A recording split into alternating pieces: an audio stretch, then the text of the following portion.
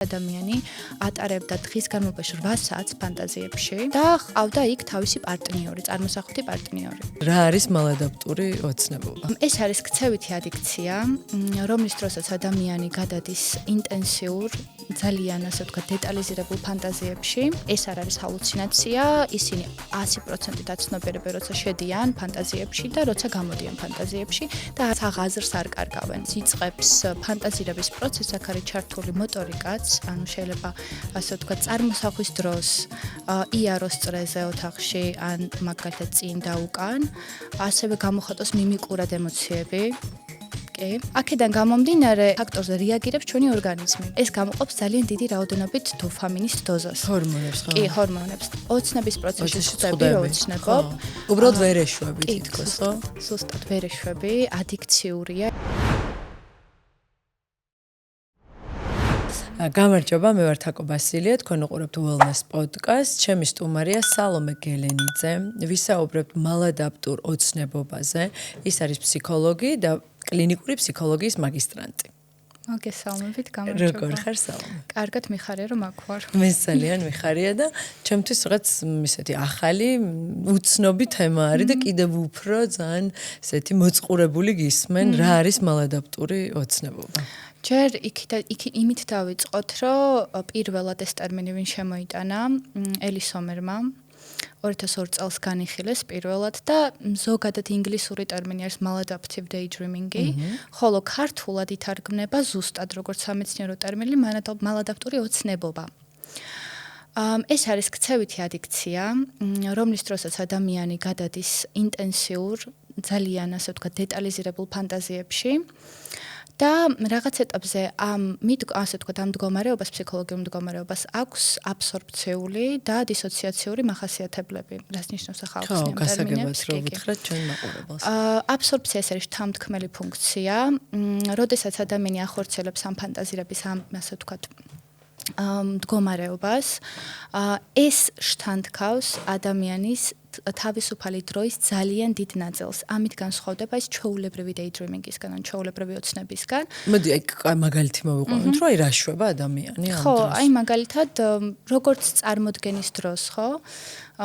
ფირებად რაღაცებს წარმოვიდგენთ, აი ჩვეულებრივი ოცნების აქტის დროს, ეს არის ჩვეულებრივად შეიძლება გავწყვიტოთ ოცნების პროცესი და ამას არ მოყვეს გაღიზიანება. ეს არის ასევე ოცნების იგივე ოცნება, მაგრამ ამ შემთხვევაში ეს გრძელდება საათობით. ადამიანი კარგავს ამაზე კონტროლს და აქვს თავისი სივრცე, სადაც ახორციელებს, არის ესეთი სხვადასხვა ვარიაციებია, მაგალითად შეიძლება სრულად მიმდინარეობდეს გონებაში და შეიძლება კონდეს კონკრეტული სივრცე გამოყოფილი, სადაც იზოლაციას ახდენს გარესამყაროსგან, ან დისოციაციური ფაქტორი სწორედ აქ შემოდის, რომ რაღაც ეტაპზე, როდესაც იწყებს ფანტაზირების პროცესს, აქ არის ჩართული მოტორიკაც, ანუ შეიძლება ასე ვთქვათ, წარმოსახვის დროს იაროს წრეზე ოთახში, ან მაგალითად წინ და უკან, ასევე გამოხატოს მიმიკურად ემოციები. და ეს ყველაფერი ხდება იმის, რომ გაზარდოს ინტენსივობა. რას გვაძლევს ეს? აი მაგალითად ჩვეულებრივი წარმოსახვის, ახლა რომ წარმოვიდგინოთ, რომ ხელში მიჭირავს ვაშლი, შენ შეიძლება გამოგეყოს ნერწყვი, ხო ესეა? აქედან გამომდინარე, ეს ჩვენი წარმოსახვის ფაქტორზე რეაგირებს ჩვენი ორგანიზმი. ასე არის მალადაპტური ოცნებობის დროსაც ის წარმოსახვები და ის ემოციური გამოცდილებები, რასაც იღებენ, ეს გამოყოფს ძალიან დიდი რაოდენობით დოფამინის დოზას. ჰორმონებს, ხო? კი, ჰორმონებს და თან ყველაზე საინტერესო ის არის, რომ ჩვეულებრივი აქტივობების დროს, აი მაგალითად რომ გავდივართ მეგობრებთან ერთად, ვხატავთ მაგალითად, აი რაღაცა საყვარელი აქტივობით ვკავდებით. ასეთ მალადაპტური ოცნებობის დროს გამოყოფდა იმდენად დიდი რაოდენობით დოფამინი, რომ ჩვეულებრივი ცხოვრებისეული აქტივობა ამდენ რაოდენობით დოფამინს არ იძლევა. ანუ უფრო ალბათ ქიმიურ ნივთიერებაზე დამოკიდებული რო ხარ, მაგ დროს როგორც გამოიყოფა? კი, ზუსტად. ან ეს არის რაღაც ეტაპზე თამაშ დამოკიდებულებას მსგავსებული მაგალითად, ხო?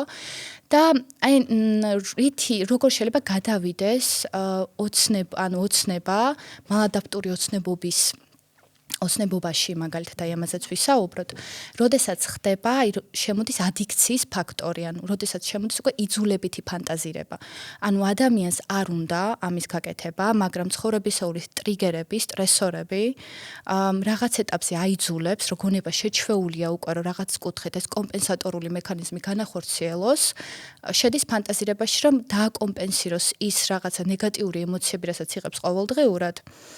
და იქ განიცადოს და მართოს სცენარულად ისე რომ თავისი, ასე ვთქვათ, თავისებურად გაათამაშოს სცენარი ისე რომ მიიღოს ის ემოციური გამოსცემები, რაც მას სჭირდება. ანუ რეალურად გაიქცეს რეალობას, რომელიც არ მოსწონს, თორე რომ მოსწონდეს არ გაიქცოდეს, არის ერთ-ერთი გაქცევის საშუალება, როგორც გავიგე, და ასევე იმ რეალობაში ის რაღაც ვერსია არის საკუთარი თავის, რომელიც მას მოსწონს, აკმაყოფილებს და სიამოვნებას ანიჭებს. ძალიან ზუსტად მიხვდი, იმიტომ რომ აქ ხდება მეს გაიდეალებაც პარალელურად და შეიძლება წარმოიდგინონ კარიერული მიღწევები. წარმოიდგინონ თქვათ აი რამოდენიმე кейსი მე ძალიან დიდი ხნის წინ გამოვიტანე ეს თემა მე თვითონ სოციალ-მედიაში და თავად ვიყავი დაინტერესებული ამით ძალიან და ძალიან დიდი გამოხმაურება მოყვა ჩემს ვიდეოს, გამოქვეყნებულ ვიდეოს და დღემდე ვწვდებ და დღემდე რეზონირდა ძალიან ბევრთან და პრობლემა სწორედ ის იყო რომ არ იცოდნენ რომ ახორციელებდნენ ამას, მაგრამ არ იცოდნენ ეს რა იყო. ანუ სახელდებას ვერ უკეთებდნენ ამ ყველაფერს და სწორედ მაშინ იყო საინტერესო, რომ ძალიან ბევრი საინტერესო кейსი შემომივიდა. ანუ ადამიანებმა გამიზიარეს თავისი პირადი გამოცდილებები ამასთან დაკავშირებით და მათ გამოვყავი ორი ვარიაცია. ერთი არის, როდესაც ფანტაზირება არის სრულიად ფანტასტიკური ჟანრის და ადამიანი შეიძლება საერთოდ არ იყოს თავარი გმირი იქ. შეიძლება საერთოდ არ ვიყოთ და ჩემს გარშემო არ ტრიალებდეს ის რაღაცა სცენარული რასაც მე ვწერ და წარმოვიდგენ გონებაში და ერთ-ერთი ვარიანტი რომ გავს რეალობას ძალიან ისინი არ იგონებენ პერსონაჟებს რეალური ცხოვრებიდან გადმოყავთ ადამიანები და ათამაშებენ მოვლენებს თავისებურად ისე როგორც მათ აწყობთ. ასევე ერთ-ერთი საინტერესო кейსი იყო რომ ეს ადამიანი ატარებდა დღის განმავლობაში 8 საათს ფანტაზიებში და ყავდა იქ თავისი პარტნიორი, წარმოსახვითი პარტნიორი. და ძალიან საკმაოდ საინტერესო кейსები გვაქვს საქართველოშიც და როცა ვიკვლი, აყონთ მე გავაკეთე რაოდენობრივი კვლევა ამაზე. კონკრეტულად გავაკეთე დეპრესიასთან და თვითეფექტიანობასთან მიმართებაში და აქაც რო გავაჟღერო რაოდენობრივმა კვლევამ აჩვენა პირდაპირი კორელაცია დეპრესიასთან, ანუ მიმართება დეპრესიასთან, რომ მალადაპტური ოცნება რაღაც ეტაპზე კავშირში არის დეპრესიულ სიმპტომატიკასთან, მაგრამ არ დაადასტურა ჰიპოთეზა თვითეფექტიანობასთან მიმართებაში.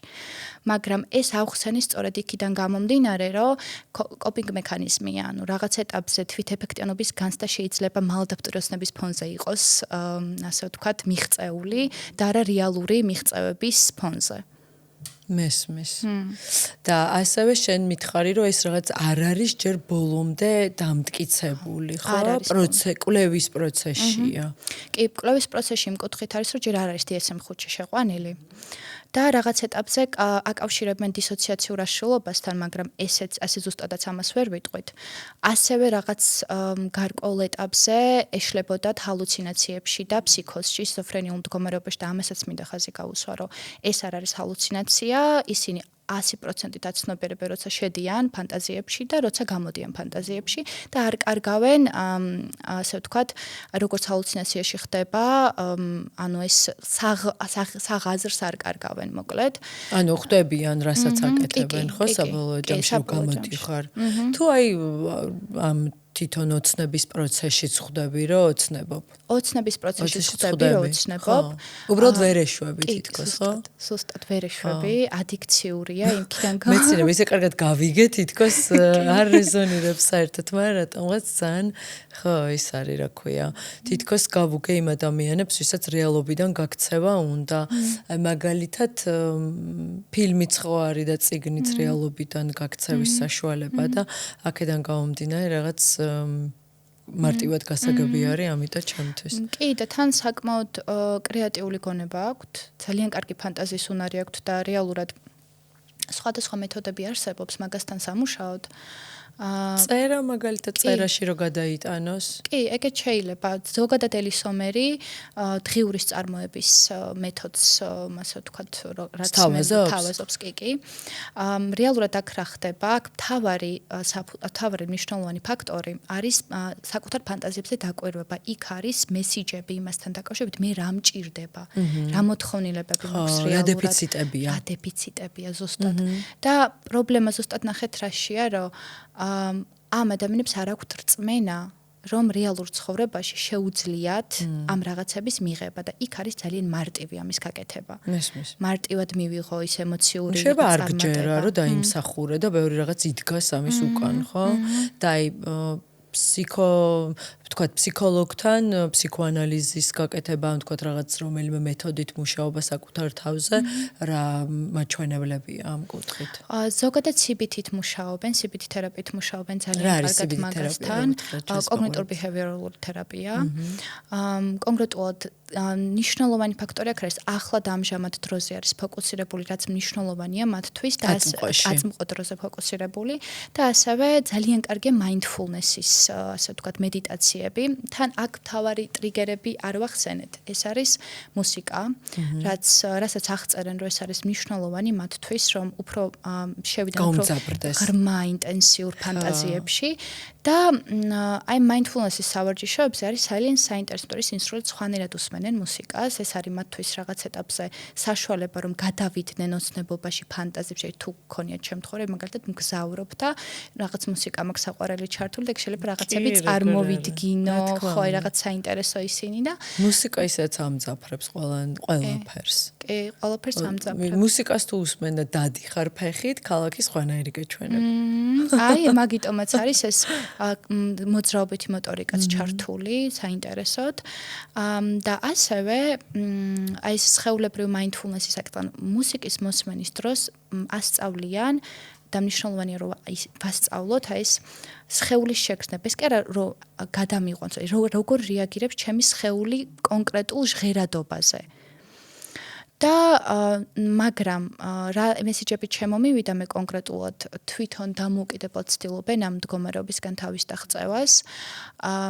არ ვიცი რამდენად ეს არ მიკვლევია და არ ვიცი რამდენად მიმართავენ ფსიქოთერაპიას ზოგადად და ფსიქოლოგს. ამ შემთხვევაში ეს არის აუცილებელი. მაგრამ ახლა რაზე არის მნიშვნელოვანი ასევე რა უნდა გავმიჯნოთ აქ. თუ ეს მე არ მიშლის ხელს ყოველდღიურ ცხოვრებაში და მე ისედაც აქტიური ვარ რეალურად და ვაღწევ მიზნებს და ასე ვთქვათ, მუშაობ საკუთარ თავზე, მაშინ ეს არ არის პრობლემა. მაგრამ თუ ეს არის ადიქციური და მე კონტროლს ვკარგავ უკვე და გადავდივარ ამ პროცესში ისე რომ მე არ მინდა და ეს იძულებითია და თან პარალელურად იწვევს დანაშაულის განცდას, როცა მე ამას ვასრულებ და გამოვდივარ, თან ეს არის მანკიერი წრე. ნახე, აი თქვათ რაღაცა ტრიგერი გაჩნდა, აი სტრესი, მაგალითად ჩვეულებრივი აკადემიური სტრესი ავიღოთ, გამოცდა, ქულას ველოდები, აი ეს პატარა დეტალები არის ტრიგერები მათთვის და აქ არის ემოციური რეგულაციის პრობლემაც, რომ მე ვერ ვარეგულირებ სტრესთან მედეგობის ფაქტორიც, ვერ ვარეგულირებ სტრესთან გამკლავების საკითხები, ასევე აი ამასთან მუშაობა არის ძალიან მნიშვნელოვანი. და ამას გადავყავარ ოცნებობაში, ანუ მალადაპტური ოცნებობის აქტივობით ვკავდები, იქ რაღაცას დავიკომპენსირებ ემოციურად, ენერგიას ავიღებ, ასევე მაგასაც ვისაუბრებ ენერგიასთან დაკავშირებით რა ხდება და რო გამოვდივარ შემდეგ მაწუხებს დანაშაულის განცდა, ამ დანაშაულის განცდიდან გამომდინარე. აი დანაშაულის განცდა რატო აწუხებს? რო აი დრო გავფლანგე, თუ აი რატო? ზუსტად. კი, დრო გავფლანგე, თანთქა ის დრო, როცა შემეძლო, რომ ახლა მაგალითად გამოცდისთვის მე მეცადინა, რაღაცა მნიშვნელოვანი გამეკეთებინა, მიზნებისთვის მიმეღწე, ჩემი მინდებისთვის მიმეხედავ, თქვა, ხო? პროკრასტინაციის ერთ-ერთი სახეობა არის თან, ასე ვთქვათ. და სხვა კვლევაში ძალიან საინტერესო იქნება მე სამომავლოდ პროკრასტინაციასთან მიმართებაშიც მაგის კვლევა და ვაპირებ ამ მიმართულებით მე სამომავლოდაც კვლევების ჩატარებას, იმიტომ რომ არ იყო ჩემთვის საკმარისი რაოდენობრივი კვლევა რაღაც ეტაპზე. და სწორედ ეს ენერგიის საკითხი რა არის, ხო, ეს ძალიან დიდი რაოდენობით მენტალური ენერგია იხარჯება. ძალიან დიდი რაოდენობით და კომორბიდობაში არის, ეს არის პირდაპირ კავშირში არის ეს ყურადღების დეფიციტთან, ანუ ეს სიმპტომატიკა მოდის შემდეგ, ყურადღების ფოკუსირების პრობლემები და ის ენერგია, რაც უნდა გაიხარჯოს რეალურ აქტივობებზე, რომ მაგალითად მე ავდგე და ვიმეცად, იხარჯება ამხელა ენერგია, რომ ამ ინტენსიურ ფანტაზირებაში შევიდე და შესაბამისად გამოვდივარ რაღაც კუთხით მაინც მენტალურად გამოფიტული. დაღლილი მესმის. და ამიტომაც არის სავარაუდოდ შემდეგ ეს დანაშაულის შეგრძნება, თორე ალბათ ძალიან შევსებული და პირიქით დატენილი რო გამოდიოდა, ეს შეგრძნება ალბათ აღარ იქნებოდა და პირიქით შეუდგებოდი საქმეს უფრო მეტი რა ქვია.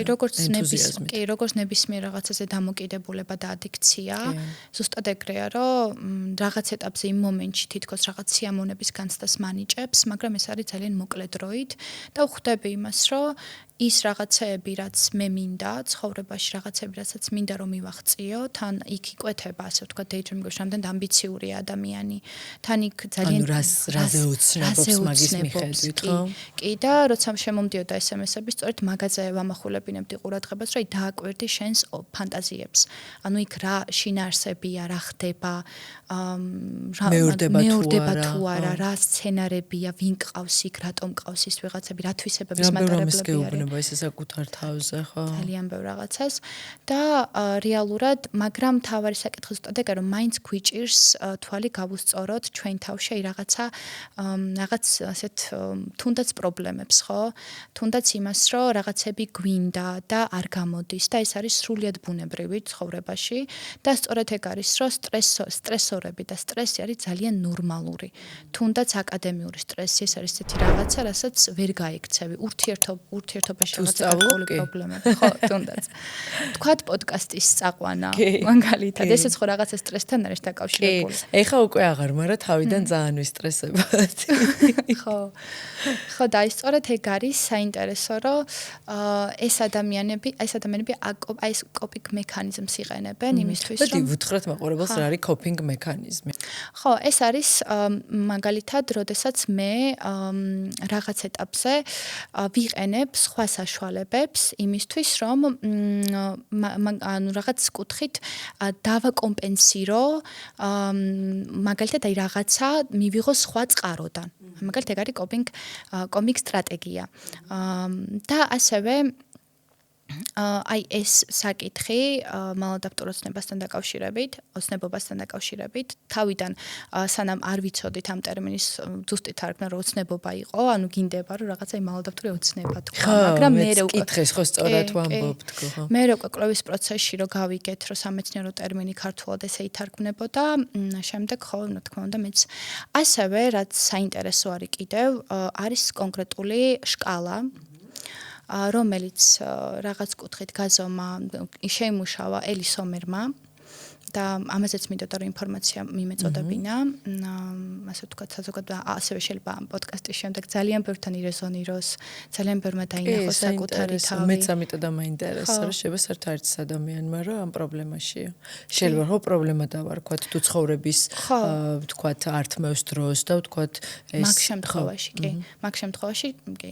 თუ რაღაცა კუთხით თავადაც გრძნობს, რომ ეს აი არის თავი, რომ მე თვითონ უნდა ვიგრძნო შინაგანად, რომ ეს არის პრობლემა. მაგრამ აი კითხვა მაქვს, ხო შეიძლება რომ იმდენად გართული ვარ ამ ოცნებობაში, რომ ვერ ვიგრძნო ეს და მეგონოს, იმიტომ რომ დამოკიდებული ადამიანი ზოგადად სანამ მიხვდება რომ პრობლემა აქვს, ან რა ვიცი, თანადამოკიდებული მეუღლე ან რომელიმე ოჯახის წევრი მიუთითებს ამაზე და თითქოს სანამ გაიაზრებ ამას, ხარ უარყოფაში და ხო შეიძლება იყო უარყოფაში და ვერ მიხვდე რომ ამ მალადაპტურ ოცნებობასთან გაქვს საქმე და ამას აკეთებ. კი, შეიძლება ეგეც.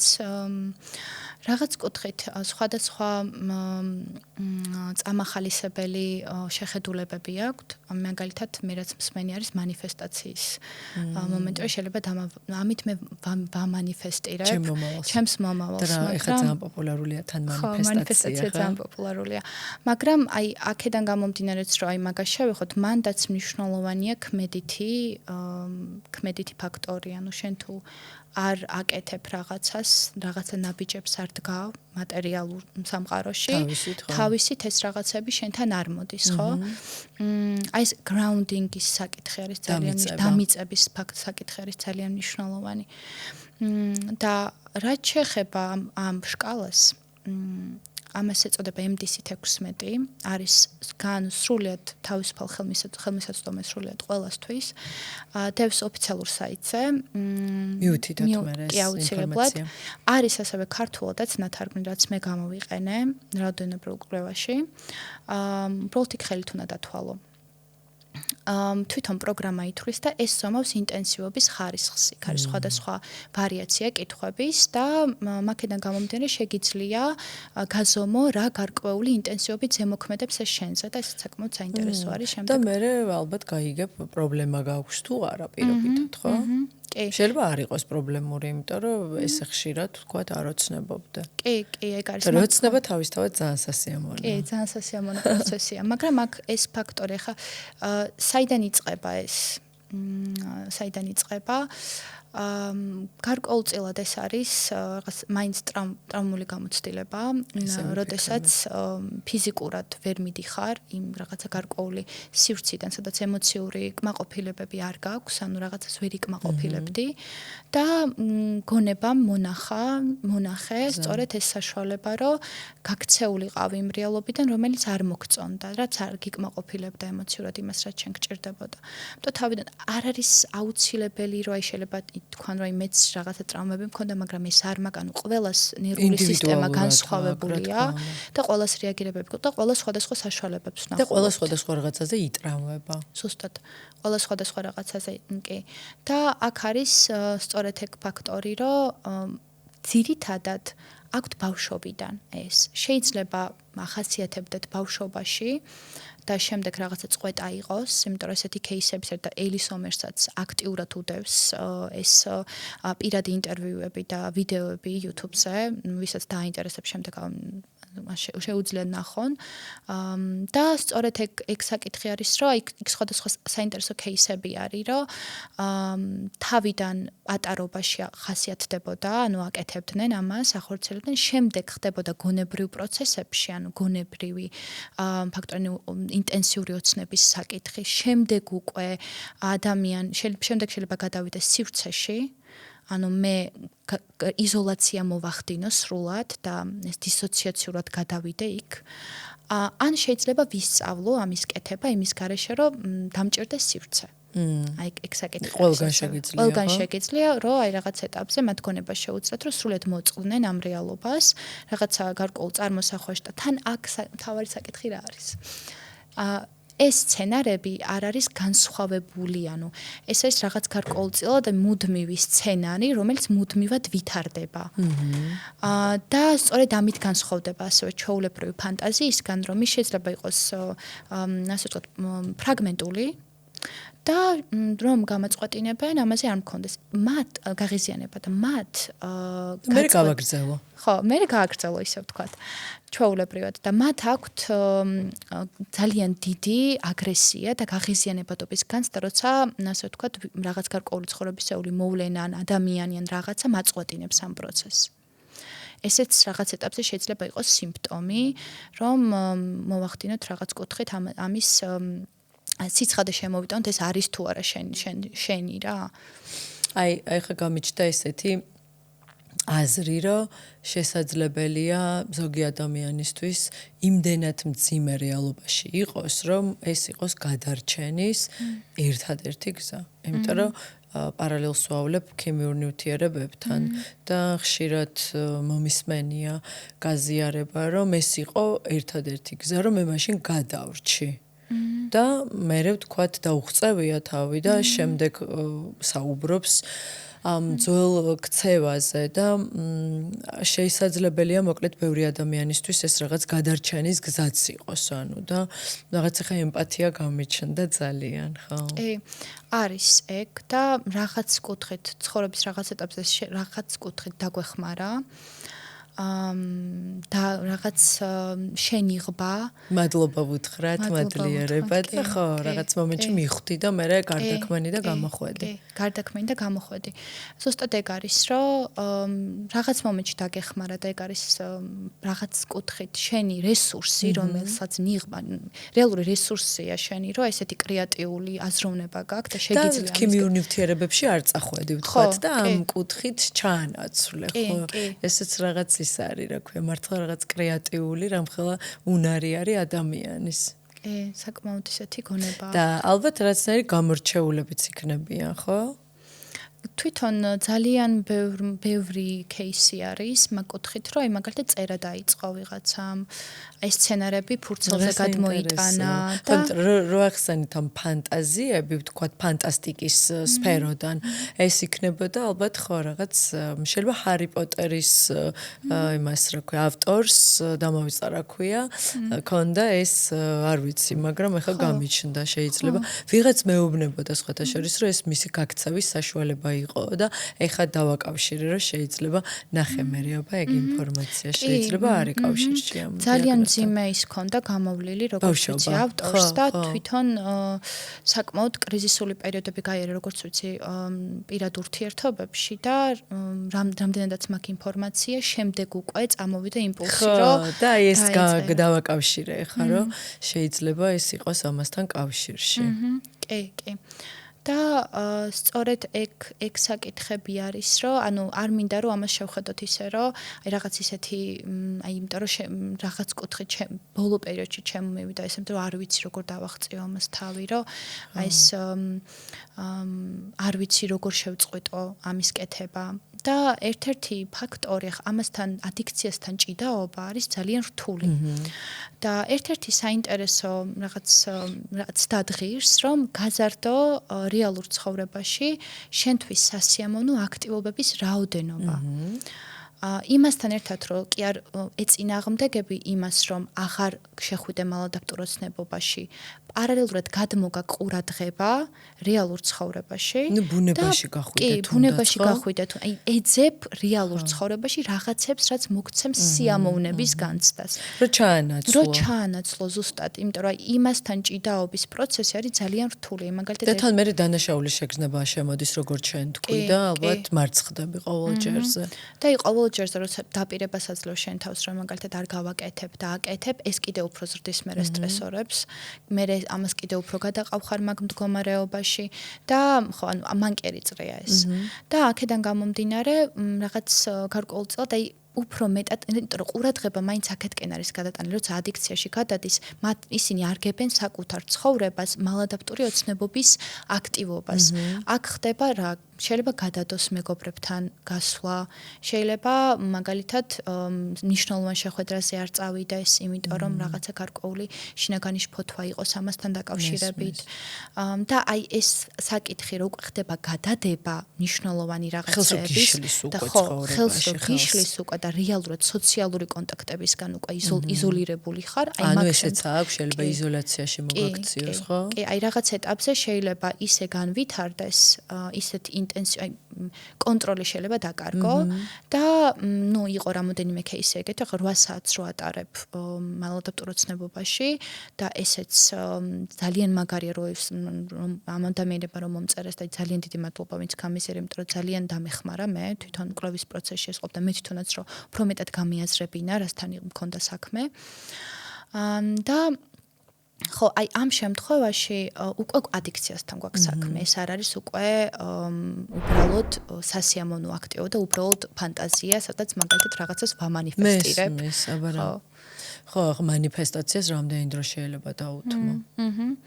და აქ მსგავსი საკითხები კიდე რომ აი ურთიერთობებში რაღაცა პირადი საზღვრების დაწესების საკითხები, არასთქმა, ემოციური რეგულაციები, რაღაცები, რაც მაგალითად მე ვერ მოვახერხე და აქ ვერ გითხარი, ვერ გავაკეთე ისე როგორც მე მინდოდა და აი ეს იმედი აქვს რომ არა უშავს, აქ არ გავაკეთებ და იქ გავაკეთებ, იქ დავაკომპენსირებ, იქ გავათამაშებ განსხვავებულად. და აი ეს რაღაცა პატარა სივრცე აქვს, თავისი სამყარო, სადაც ყველაფერი ისე ხდება, როგორც მათ სურთ, მათ უნდათ და თერა საინტერესოა ეს ყველაფერი. აი ძალიან საინტერესოა და დღემდე კვლევის პროცესშია, დღემდე იკვლევს და სანამ რაღაც ეტაპზე ზუსტად ეგ მუშაობის პროცესში რა კუთხა დიაგნოზის სახით შეიტანონ თუ კონკრეტულად რაღაც გარკვეულ დისოციაციურ აშლობის მასე ვთქვათ სპექტრში გაიყვანონ თუ აი ეს რა კუთხით, ხო? ჯერ ვერ ჩამოყალიბდნენ. ჯერ არ არის ეგ რაღაც ეტაპზე ხო, ან მანდ არ გვაქვს სიცხადე, მაგრამ რეალურად ბევრი რაღაც გვაქვს. გავს ძალიან ადიქციას, ხო? კი, ადიქციას გავს ძალიან, ქცევით ადიქციას გავს ძალიან. და სწორედ ეს ყურადღების დეფიციტის ფაქტორიც რო შემოდის მაგალითად ანუ ADHD-სთან ძალიან ხშირად არის კი შეიძლება იყოს მხოლოდ ყურადღების დეფიციტი და არ იყოს მაგალითად ADHD მაგრამ ADD ხო მე მგონი ADHD ADHD არის ყურადღების დეფიციტის და ჰიპერაქტივობის სინდრომი ხო და ADD არის მარტო უბრალოდ ყურადღების დეფიციტი და სწორედ აი ყურადღების დეფიციტის ფაქტორი ADHD-თანაც აქვს კომორბიდობა, ანუ ასე ვთქვათ, შეიძლება ახასიათებდეს ADHD-ის სინდრომის მქონე ადამიანსაც რაღაც ეტაპზე მალადაპტუროს რა ძალიან ბევრ დიაგნოზთან თანაარსებობაში შეიძლება იყოს ეს. მაგრამ არიან ადამიანები, რომლებსაც აქვთ მხოლოდ ეს და არაფერი სხვა. ყურადღების დეფიციტი არა. ხო, არაფერი სხვა, მხოლოდ შეიძლება ეს ახასიათებდეს და რა უცნაური ყურადღების დეფიციტი გაქვს, მაგრამ კონცენტრირდები ესე და ოცნებას მიყვები. ხო, აი შემდგომ პერიოდში, ანუ რეალურ აქტივობებში უჭირთ მაგალითად ფოკუსირება ერთ აქტივობაზე, რომ დაждდნენ თქვათ და წაიკითხონ მასალები, თქვათ, აი რაღაცა ერთ კონკრეტულ აქტივობაში დავუთმო დრო, ხო. და აი მანდ შემოდის სწორედ ეს სიმპტომატიკა. გაგიტაცებს და ანუ გადიხარ. მესმის, ისე გიჭირს ამის კეთება. რომ ამით თითქოს გადარჩენის გზა არის, რომ გახვიდე და იოცნებო ის, რაც სიამოვნებს ისაკეთო. კი, და თან შეიძლება ასევე რამოდენიმე საათი დავუთმო მაგალითად რაღაცის დამუშავებას, იმიტომ რომ თქვათ პარალელურად ამას ვაკეთებ და როცა შემეძლო რომ თქვათ 2 საათში დამესრულებინა, ხო? მაგრამ ეს რეალურად არის ასევე ვიმეორებ, ეს არის ამ ადამიანების რეალურად შენიღბული რესურსები. რისი შესაძლებლობებიც აქვთ ნამდვილად. ამის უკან დგას ისეთი რესურსი, რომლის გამოყენება შეიძლება სხვა ძალიან სასარგებლო მათთვის საქმიანობაში, ასე ვთქვათ, ხო? თავისი კრეატიული გონების სადღაც სხვაგან მიმართვა. მე რესურსები აქვთ მათ. კიდევ რა შეგვიძლია ვთქვათ ამაზე, ხო? აი სტრესის მედეგობის საკითხი. რომ მაგალითად როგორ გაუმკლავდნენ სტრესს, და როგორც ახსენე, ეს ძალიან მნიშვნელოვანი ფაქტორია, ხო? სტრესი რეალურად ეგ არის ტრიგერი, არა? ტრიგერი, ხო, ტრიგერი შეიძლება იყოს სხვადასხვა რაღაც, ეს ინდივიდუალურია, მაგალითად შეიძლება ჩემთვის ტრიგერი იყოს სასიყვარულო რომანი და ფილმი და ამან განაპირობოს, რომ მე მომინდეს, რომ თქვათ მალადაპტუროცნებობაში შევიდე. აი რაღაცა სტრესი და ტრიგერი შეიძლება იყოს რაღაცა, რაც მე ძალიან მინდა, არ მაქვს, აქ იმედი არ მაქვს, რომ მივიღებ და იქ მინდა რომ მივიღებ. კი. და ჰორმონალურ დონეზე კმაყოფილდები. კი, ჰორმონალურ დონეზე კმაყოფილდები. თან აქ არის მიმიკები, ან შეიძლება ხმაც გამოსცენ, შეიძლება რაღაცა ინტენსიურ დიალოგებში როლებში შევიდნენ. ასევე საინტერესო ესეთი кейსი იყო, რომ ერთ-ერთი daydreaming-ებში ყოველთვის გვერდით და პროცესები მიმდინარეობდა, არ იყო თავად მონაწილე, იყო დამკვირვებლის პოზიციაში მუდმივად. თითქოს ფილმს უყურებს? კი, თითქოს რაღაც კუთხით ფილმს. და თვითონ არის რეჟისორი ალბათ, ხო? კი, რაღაც მსგავსი. ან რაღაც ფილმს. და თვითონ არის თუ სხვებს ათამაშებს? სხვებს ათამაშებს. აი ესე არ არის, რომ თქვა დამკვირვებელი იყოს, მაგრამ თქვა ხო, კი არ შედის როლში, არამედ საკუთარ თავს უყურებს, აი ეგეც ცოტა სხვანაირი. ოცნება გამოვიდოდა. ეგეც საინტერესო არის. ასევე არის კიდევ ესეთი ტრიგერი, რომ შეიძლება არ მომეწონოს ფილმის დასასრული და ამდგე და ისე გავათამაშო, როგორც მე მინდა. რა ხშირად ყოფილა, რომ გული დაგწყვეტია, როგორ დამთავრდა და ხო. ხო. და აი ესეთ პატარ-პატარა რაღაცა გარკვეულ სიტუაციებს და საკითხებს, რაღაც მიზეზებსაც ვეძებთ თავიდან. ეს შეიძლება იყოს მოწყენილობა, ტრიგერი, რომ არ არის მრავალფეროვანი ჩემი ცხოვრება. და ამით ამრავალფეროვნებ და ეგ არის სწორედ რომ ანუ მიხვდე რომ თუ ესეთი მრავალფეროვანია შენი ფანტაზიები ასე ვთქვათ, შენ გჭირდება, რომ შენი ცხოვრებაც იყოს რაღაც კუთხით უფრო აქტიური, უფრო ძაფრი, ემოციურად, ხო? და ვერ შვები რეალურად, არა? ხო, და რაღაც ეტაპზე ეგ არის კიდე, რომ რადგან ამის უკან ალბათ გამბედაობის ნაკლებობა. გამბედაობაც, ასევე აი სწორედ ეგ, რომ შევეჯახები მაგალითად რაღაცა წინააღმდეგობას, ფრუსტრაციასთან გამკლავება, რომ აი რაღაცა კუთხით იმედგაცრუებასთან გამკლავება, რომ რაღაც არ გამოვიდა. ასევე აქ შეიძლება შეიძლება იყოს ასევე პერფექციონიზმის საკითხები შემოვიდეს, სრულად ძალიან ინდივიდუალურია ხა ეს საკითხები. ზუსტად ისე რომ ვერ გააკეთა, როგორც უნდა და ზუსტად, ხო? და იქ აკეთებს ისე, როგორც წარმოუდგენია. რაღაცა იდეალურად აკეთებს იმ რაღაცას ან თუ მაგალითად ხო ეს ეგ ფაქტორი ასევე ეგეც შეიძლება იყოს ტრიგერი. სასიყვარულო ურთიერთობის ნაკლებობა მაგალითად რომ მინდა რომ მყავდეს პარტნიორი და არ მყავს მაგალითად ესეც შეიძლება იყოს ან მაგალითად დაკარგე დაშორდი იმ პარტნიორს ვისთანაც ყოფნა გინდა და ესეც არის ალბათ ეგეც არის კი ასევე შეიძლება იყოს სრულიად არარეალური პერსონაჟები ანუ სრულიად რაღაცა გარკვეული ძალებით, სუპერძალებით, ხო? ხო, ეს რაც თქვა ფანტასტიკური ჟანრის იმ საკითხები, ესეც რაღაცა გარკვეულ ჩვენივე რაღაც გარკვეულ მოთხოვნილებებზე მიგვითითებს, ხო? ალბათ ძალაუფლების, კი, წყურვილი რაღაც კუთხით. და აი ეგ საკითხის ფრუსტრაციასთან გამკლავება სტრესთან მედეგობის გაზრდის რაღაც კუთხით აი ეს შესაძლებლობა რომ მე შევძლო და გადავდგა ნაბიჯი, შევძლო და გადავლახო რაღაც, ხო? მოქმედებაში მოვიყვანო რაღაცა. და არის ხო, ანუ შემთხვევები, როცა მოყავთ მოქმედებაში და მცირდება ეს თქვათ, ხო? ეგ აქტივობა მცირდება, კი. უბრალოდ საწყის ეტაპზე მნიშვნელოვანია ეს მუდმივად ეს კონტროლი, რომ არ გაგექცეს, ასე ვთქვათ, არ დაკარგო ამაზე კონტროლი. და ეგ არის, რომ მუდმივად უნდა გადაიტანო ყურადღება, კი. ხო, როგორ არის ქართულად mindfulness-ი? ანუ ჩართული რო ხარ აწმყოში და გაცნობიერებული? აწმყო დროში ანუ შენი გონებრივი სიფხიზლით როცა ხარ. აი ეგ არის კიდევ ძალიან მნიშვნელოვანი, რომ რეალურად ჩვენი ცხოვრებისეული მიღწევები არის, რაც არ უნდა იყოს დამოკიდებული ჩვენს კონცენტრაციაზე და სიფხიზლის მდგომარეობაზე, ხო?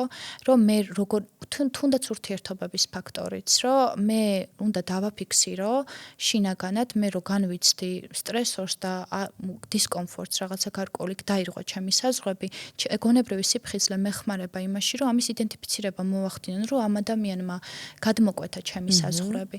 არის ხოლმე ხშირად ესეთი საკითხიც, რომ ეს mindfulness როცა არ გვაქვს, ვერ ხვდები, რომ მაწუხებს, ხო, ვერ ხვდები, რომ მაწუხებს ეგ ფაქტორი ზუსტად. მართლა თუ პირიქით გაწუხებს, მაგრამ ვერ ხვდები რატო გაწუხებს. ეგეც შეიძლება, ვერ ხვდები რატო გაწუხებს. ან შეიძლება რაღაც ეტაპზე იმასაც ვერ მიხვდე იმ მომენტში, რომ ეს იყო შემაწუხებელი. ეგ არის სწორედ აი საკუთარ სხეულთან და ემოციებთან კონტაქტი მუდმივ. ამას მედიტაცია გაძლევს. მედიტაცია ამას წერაც გაძლევს. ზოგადად mindfulness-ის სავარჯიშო. ერთი სავარჯიშო არის კიდე, რამდენჯერმე თქვათ უნდა დააყენო მაღვიძარა. ნუ ტელეფონზე ძირითადად გვაქვს ამის საშუალება და ვთქვათ 10-ჯერ გაქვს დაყენებული რაღაც პერიოდულობით დღის განმავლობაში.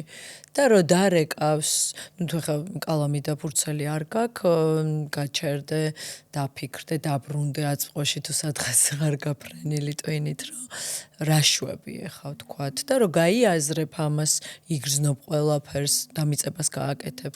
რაც ასე ვთქვათ სკანერს გაუკეთებ შენ სხეულს, გაბრუნებს აწმყოში და ამას რაც უფრო ხშირად აკეთებ.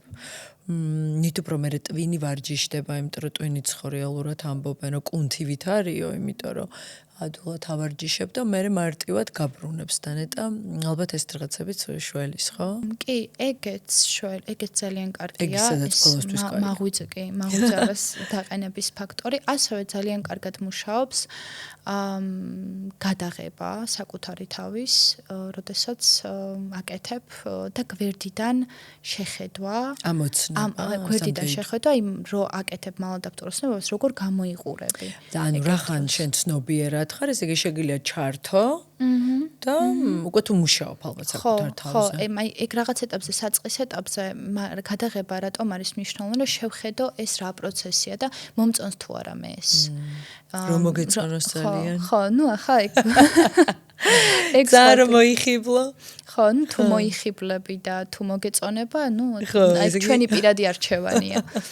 ახლა თავარია რომ შინაგანად მქონდეს ეს განთან, ეს თუ ჩემთვის პრობლემაა და მე მინდა ამასთან მუშაობა და გამკლავება, მაშინ მუშაობ. ხო, ჩვენი გადასაწყვეტია. ხო, ნუ თუ თან მამით არაზიანებ შენი ოჯახის წევრებს და ნუ მე ალბათ ხო როგორც თქვით დამოკიდებულების შემთხვევაში ალბათ მე ხდება მუშაობა, მაგრამ საინტერესოა რა ეხა დაიწყო ამის კვლევა და ჯერ ეს რაღაც დეტალები და გამოცდილება არ არის. ანუ ელის ომერს შეხვდა ალბათ რამდენიმე პაციენტი ერთი და იგივე სიმპტომით და ამის მერე დაიწყო კვლევა? ზოგადად როგორც ჩანს, იმიტომ დისოციაციურ აშლილობასთან მუშაობდა როგორც ვიცი მანამდე და თვითონ კონკრეტულად მაგ კვლევის პროცესში ალბათ წააწყდა მალადაპტუროცნებობის ფენომენს. მაგრამ თვითონ რაღაც ძალიან საინტერესო კომენტარი ვნახე მაგის ვიდეოზე, რომ ერთ-ერთი უწერდა, რომ ერთადერთი ადამიანი ხარ, რომელსაც არ აქვს მალადაპტური ოცნებობა, ანუ არ აკეთებს მაგას და ასე კარგად ესმის ეს რა არისო რა. მეგონი ჩემთან არის რაღაც. გონი შენს ძალიან იმას ქენი შემოხვედი რა, მიხვდი, იგრძენი რა არის ეგ. ხო, და ძალიან საინტერესოა ეს, იმიტომ რომ მე თვითონ ჩემთვისაც ეს ძალიან სენსიტიური თემა არის, იმიტომ რომ რეალურად მეც რომ შემხვდა თავის დროზე მისი ვიდეო, მე ეს მახასიათებდა პატარობაში მქონდა ეს მე და მაშინ ვერ ხსნიდი ეს რა იყო საერთოდ, ანუ რეზონირებდა.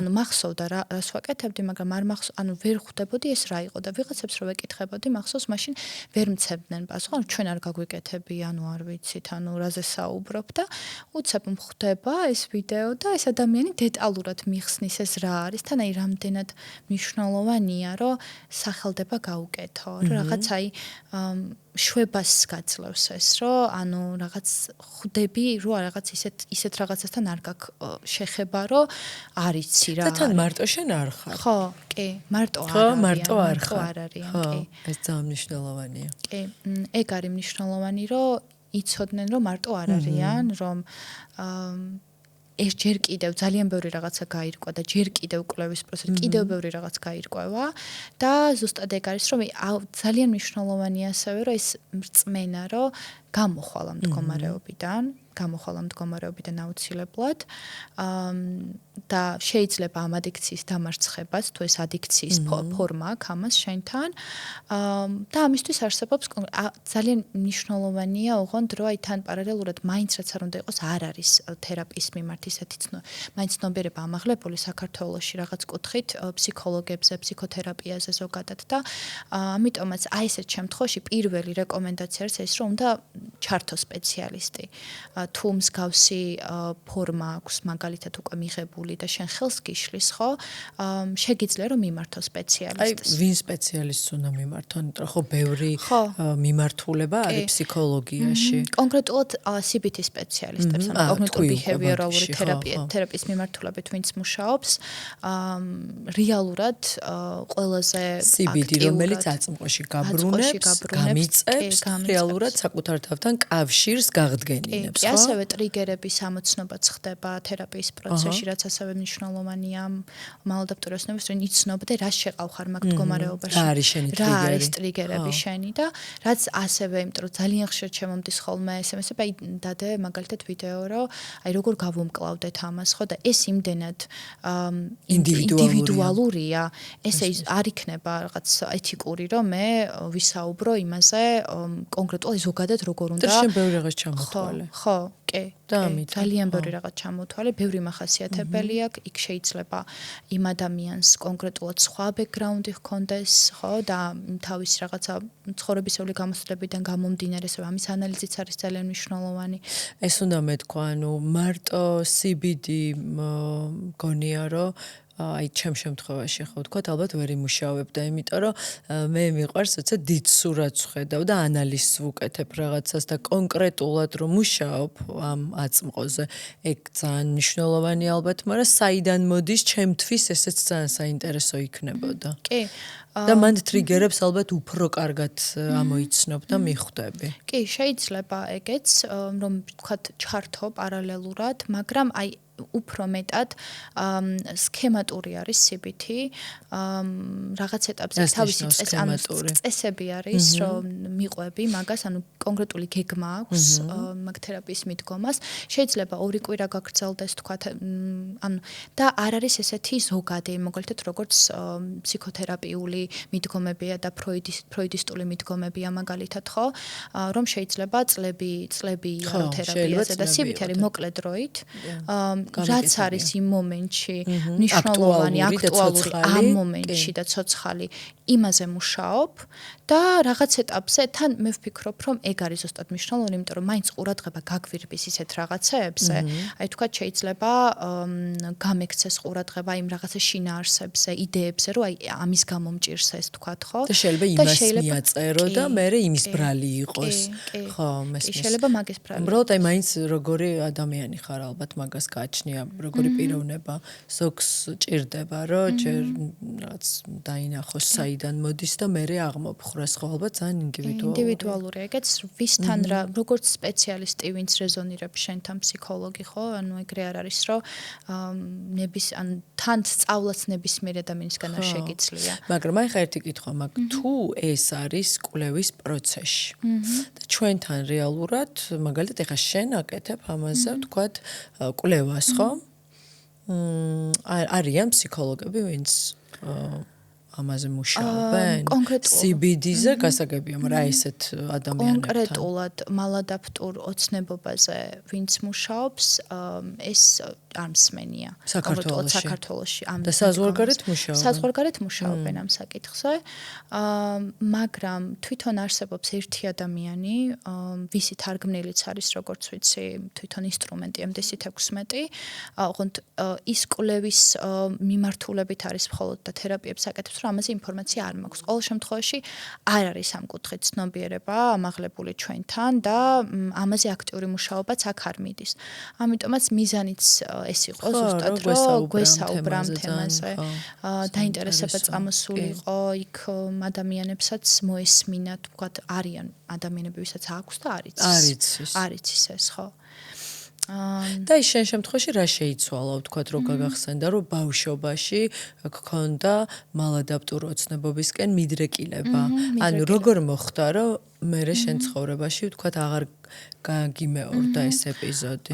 რაღაც ეტაპზე შევწყვიტე და მერე უკვე ის რაღაც სასიამოვნო საკითხები შემოვიდა, რაც მახსოვს, ახლა ესე შენ ცხოვრებაში და აღარ იყო აქტუალური. აღარ იყო, რაღაც ეტაპზე შეწყდა და აღარ იყო აქტუალური.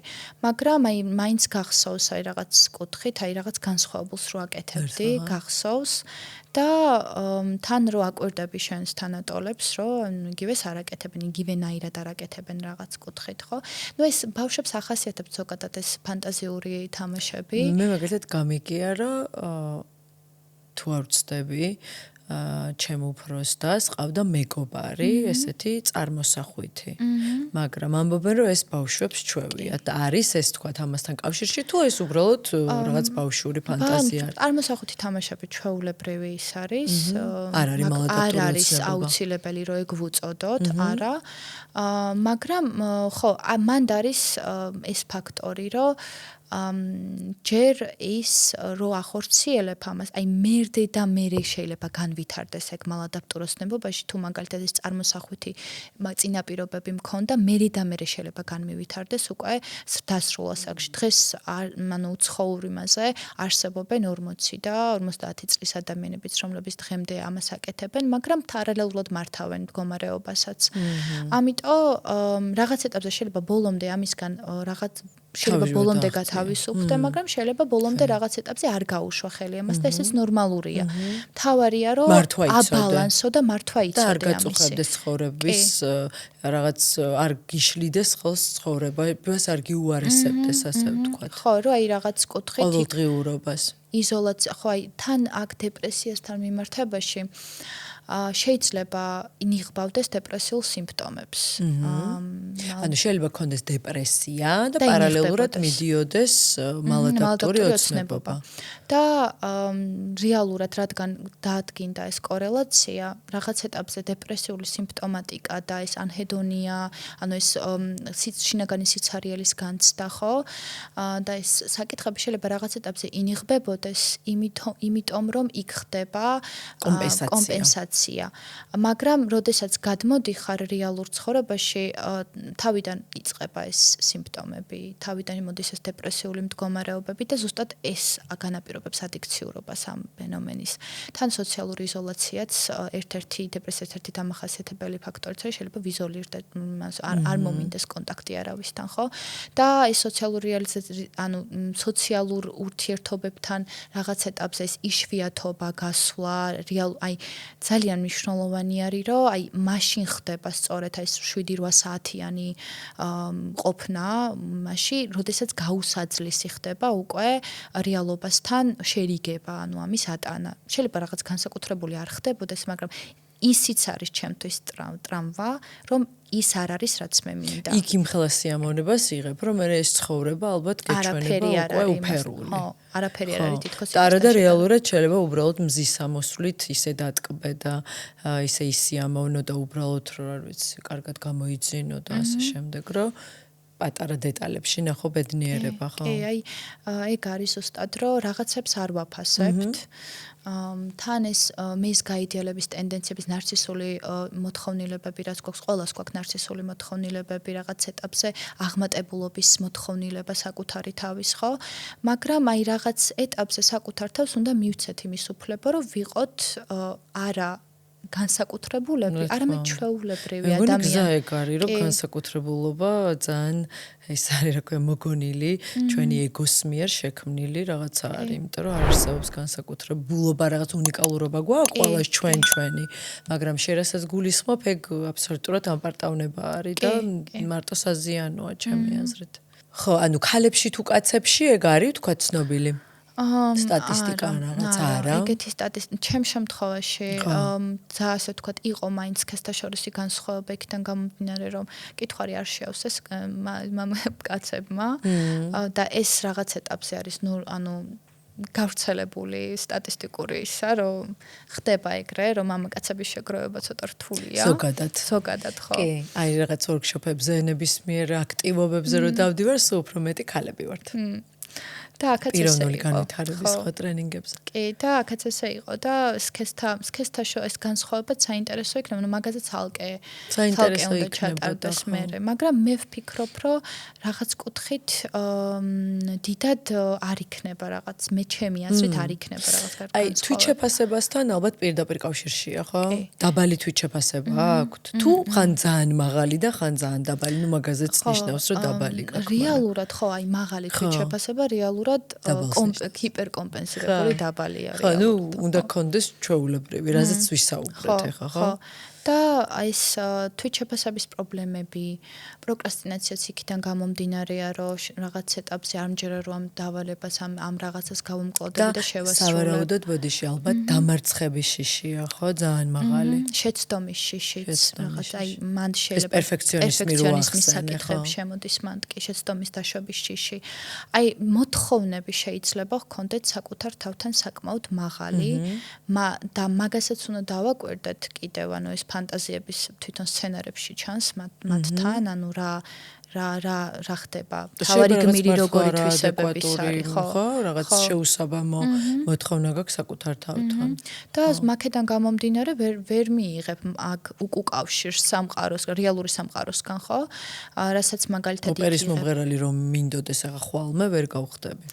ეგეც შეიძლება რაღაც ეტაპზე პროფესიული ინტერესებიც იყოს ტრიგერი, რომ ანუ უცებ ცადო, რომ თქვათ მომღერალი ვარ და სადღაც გამოვდივარ და რასაც სიამოვნო იქნება. და აპლოდისმენტები და ეს მესმის. ხო, წარმატება მთელი ეს ალბათ ემოციებს იღებ და ხო, ძალიან მოკლედ ის რა გავუგე მე ამის, ანუ მესმის რატომ შეიძლება ადამიანი ანუ ჩავარდეს ამის ხიბლში, იმხელა სიამოვნებას იღებ ალბათ აქედან. კი, მამხიბლში. ხო, ეგ არის, მაგრამ აი როგორც თქვით, რეალურად ძალიან ბევრი ბედნიერი წამები გვაქვს, აი თუნდაც ეს მზის ჩასვლის ფაქტორი, თუნდაც აი ძალიან საინტერესო ცხოვრების შექმნა შეგვიძლია ყველა შემოქმედები ვართ რეალურად, ჩვენ გვქმნით ჩვენს რეალობას და აი ამ შემოქმედებითი ენერგიის გადმოტანა შესაძლებელი აქვს, უბრალოდ აი ეს ფრუსტრაციასა და სტრესთან მედეგობის ფაქტორი რომ შემოვიტანოთ. ძალიან დიდი მენტალური ენერგიის მქონე ადამიანები არიან რეალურად ესენი და შეუძლიათ ძალიან ბევრი საინტერესო რაღაცების შემოთავაზება სამყაროსთვის. თანამედროვეობამ შენი აზრით ხო არ მოიტანა ეს ვთქვათ აი ჯერ დაავადება არ ქვია ხო? ეს მდგომარეობა ფსიქოლოგიური მდგომარეობა. შენი აზრით ეს ფსიქოლოგიური მდგომარეობა თანამედროვეობამ ხო არ მოიტანა, როცა ვუყურებთ ადამიანებს უფრო ვთქვათ როგორ ცხოვრობენ, ეს სოციალური ქსელები, ძალიან რაც შენ თქვი რომ მაღალი ვთქვათ ისეთი სტანდარტებს უწესებთ საკუთარ თავს, იმიტომ რომ გარედან არის მოხდა შეიძლება ეს იყოს რაღაც ფაქტორი. ძალიან მაგარი კითხვა. იმიტომ იმიტომ რომ წვდომა გვაქვს რეალურად მე შეხება მაქვს სხვადასხვა ტიპის ადამიანებთან და თან სოციალურ ქსელში ყველაფერი იდეალიზირებულად ჩანს. ამიტომ როცა ადარებ თან შენს ცხოვრებას, მაგალითად იმ ადამიანების ცხოვრებას, ესეც არის ტიკი ფაქტორი. ტრიგერიც არის და ეგეც შეიძლება იყოს რაღაც კუთხით, მაგრამ არა გამომწვევი ხო. ვერ გამოიწვევს, მაგრამ რეალურად 2022 წელს გამოიტანა პირველი კვლევა.